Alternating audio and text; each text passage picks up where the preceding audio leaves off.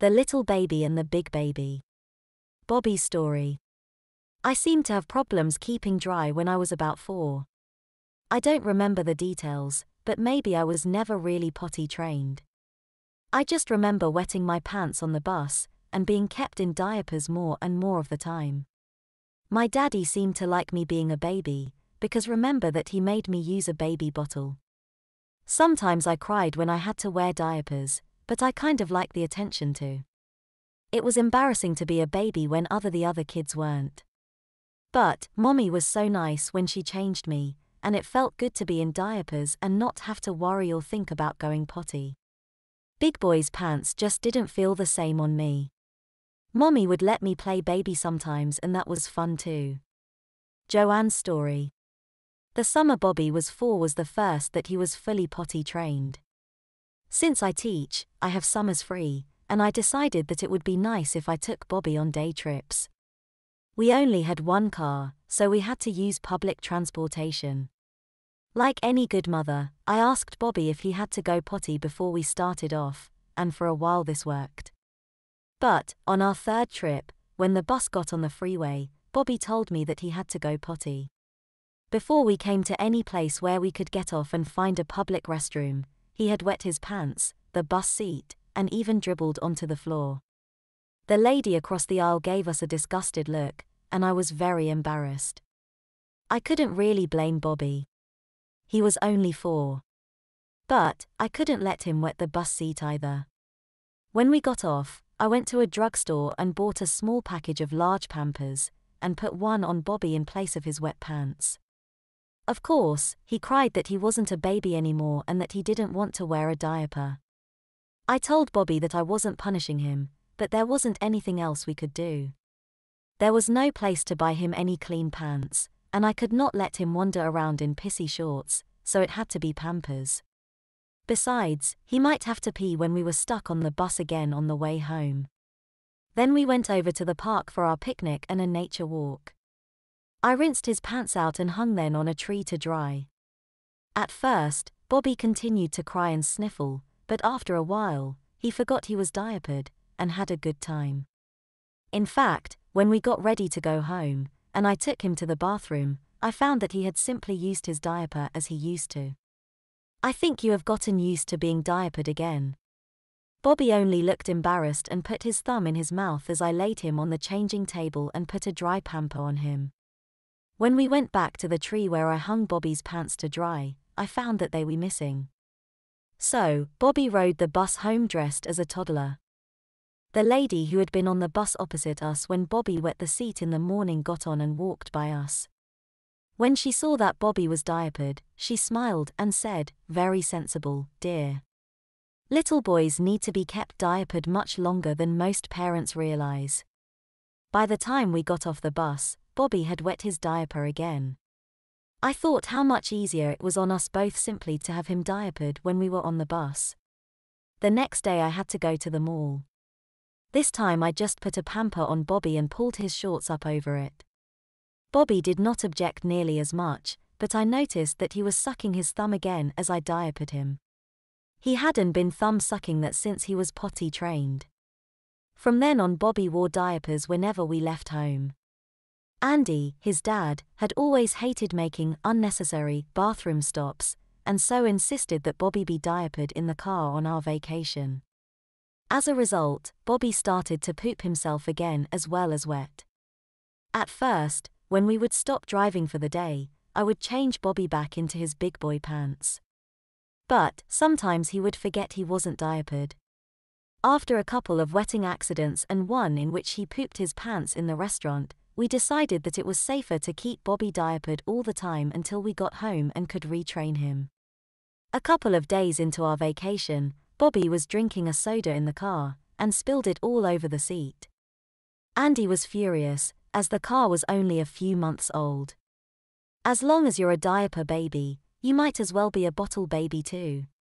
Andy stopped and bought Bobby a baby bottle with disposable liners, and made me put everything Bobby drank in the car into it.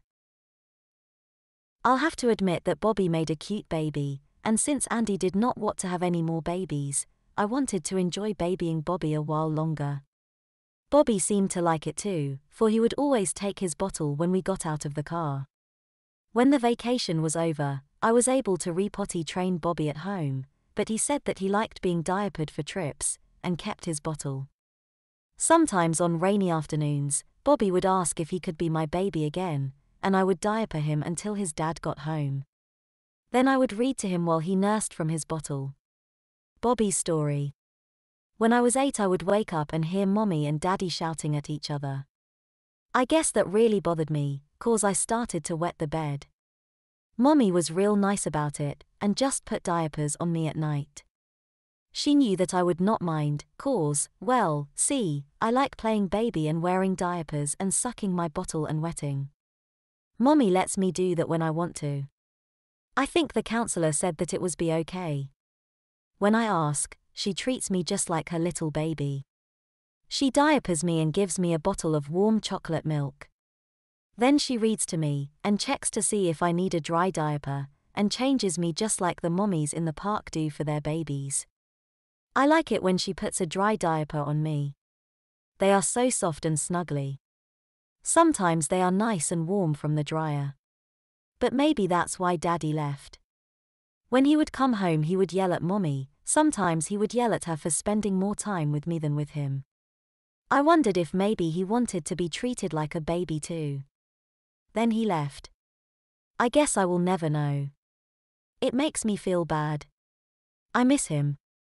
I cry, then Mommy calls me her little baby and I feel better. When I was 10, she made a deal with me. I could be her baby evenings and weekends if I acted my age the rest of the time. Judy, who is in my class, knows I am a baby. She lives next door. She is nice to me. She does not tease me. Mommy told Judy I could not play baby on weekdays, so Judy makes sure I don't. I mean when I am playing with her. On Saturday Judy and I can play house and I am the baby. Judy can give me a bottle and hold me like a baby, but only Mommy is allowed to change me. Joanne's story. Andy and I were having problems. I could tell that Bobby was affected because he wanted to spend more time being my baby. He also started wetting the bed for the first time since he was 3. Of course, I put him in night diapers, and I took him to counseling. The counselor said that Bobby was reacting to the problems that Andy and I were having, and that I should make sure Bobby felt loved. For Bobby, feeling loved meant being treated like Mommy's little baby. The counselor said that Bobby would not want to be a baby forever, and that I should decide what to do about Andy and me. Andy thought counseling was a waste of time and money. It seemed that he had a hard time keeping his pants zipped around other women. When Bobby was 9, Andy ran off with a married co-worker. A lawyer handled the divorce and we never saw him again. It was a real shock to Bobby, and he regressed more. He would wet his pants during the day, and I had to take him out of school and homeschool him. Luckily, the divorce settlement was enough that I did not have to work for a while. Bobby was depressed and just wanted to be a baby. He was embarrassed since I had him diapered most of the time because of his wetting. So it was hard to make for him to make friends. I made a deal with him. I would only baby him if he did his lessons, started getting out of the house more and made some friends. The deal that Bobby and I made was that being a baby would be a part-time activity again. I would make him some cute baby clothes and he could be my baby nights and weekends, but he would have to act grown up during the day, stay dry and go back to school.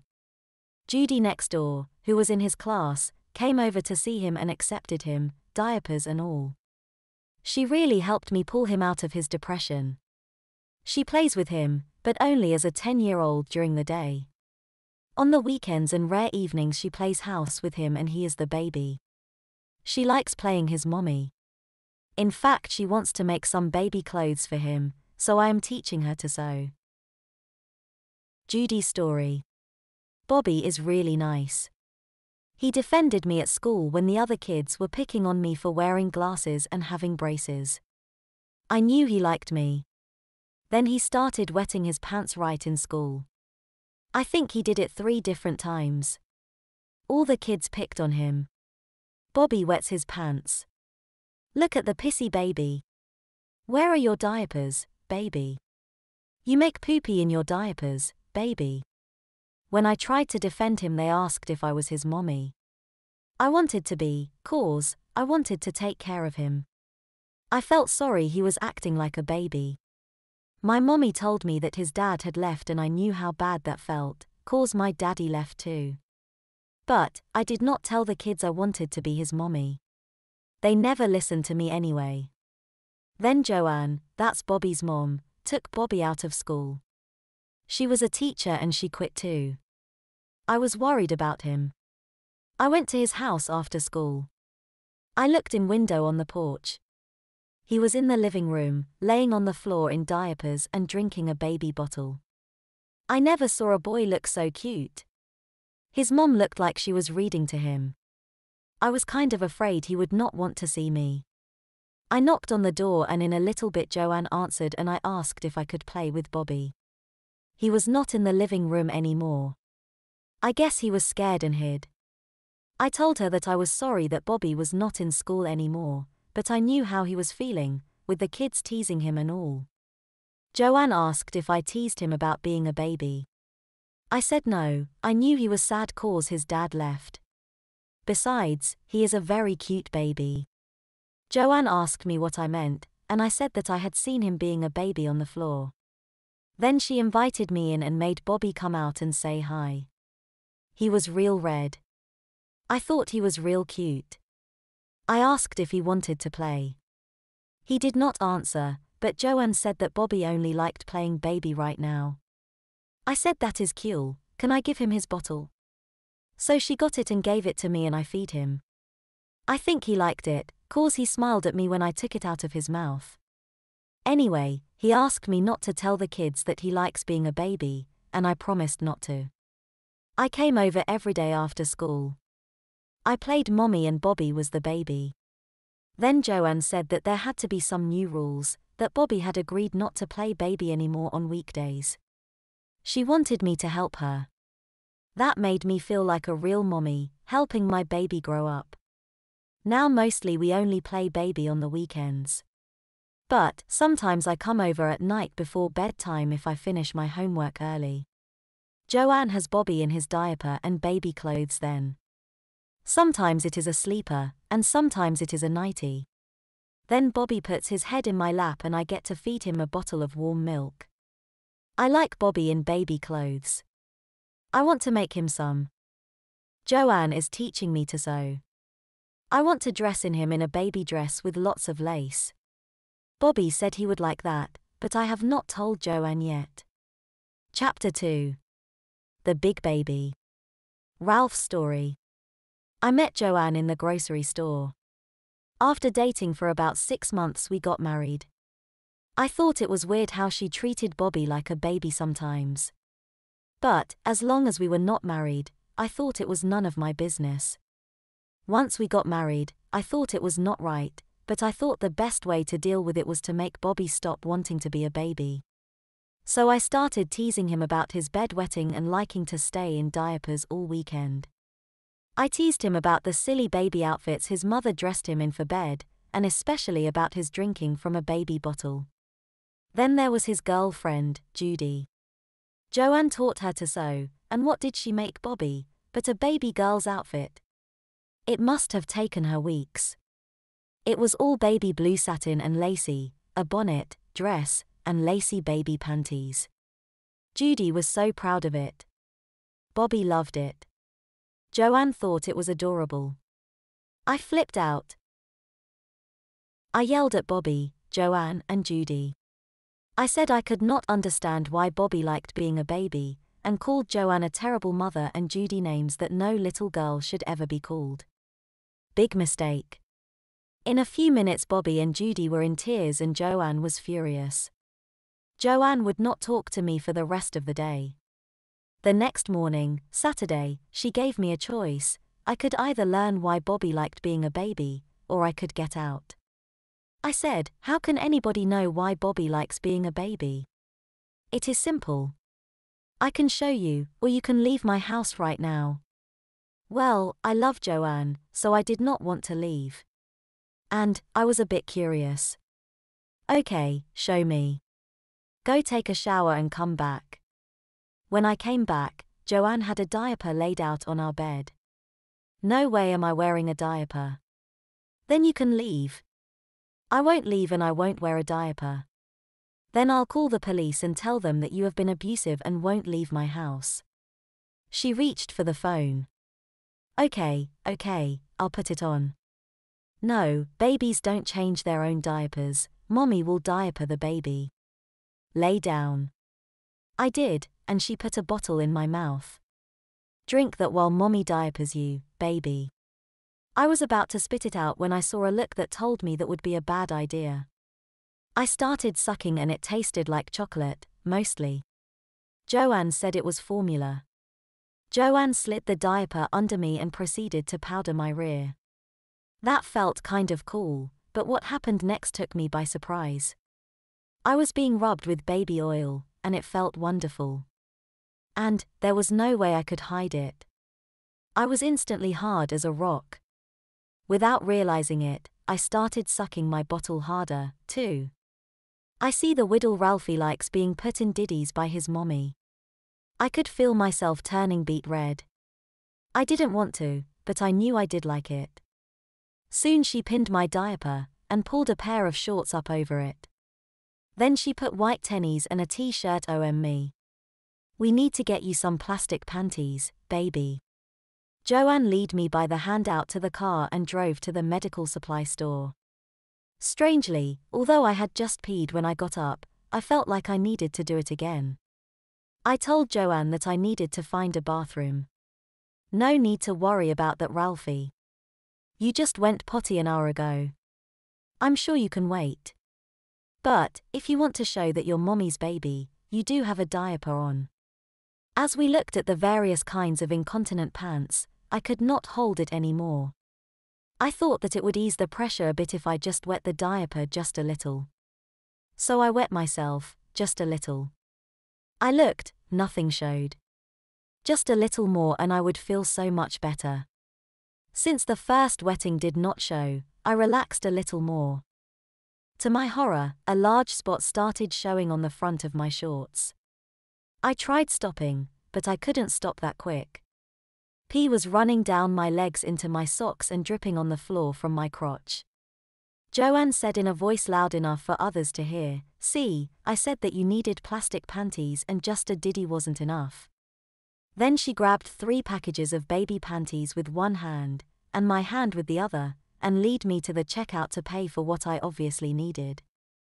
The clerk looked at my wet pants in disgust. "I hope these are enough for him, dear," she said to Joanne as though I was not even there. "I think we will get more later, thanks. Couldn't you even wait till we got outside to wet your diddy? I was expecting that you would still be dry when we got home. I mean really, you can usually go for an hour without peeing. You really do like diapers, don't you?" "No, I don't know why I wet, I couldn't help it." "Well, I know. It is because you were jealous of Bobby all along and couldn't wait till I diapered you. That is probably why you married me." "No, really, I don't want diapers." "Well, that is not what your little pee-pee said this morning.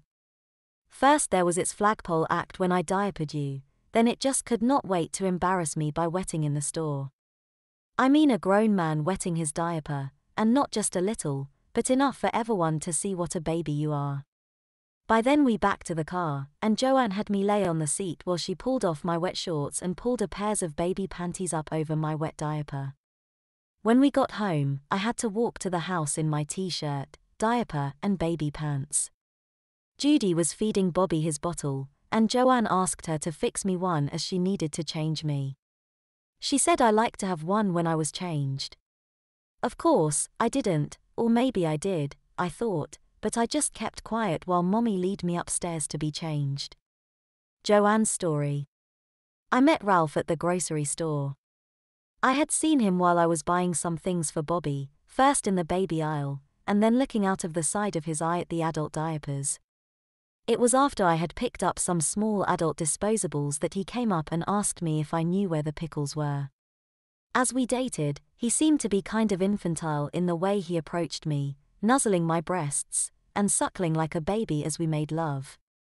In fact, he seemed more interested in getting his lips on my nipples than anything else.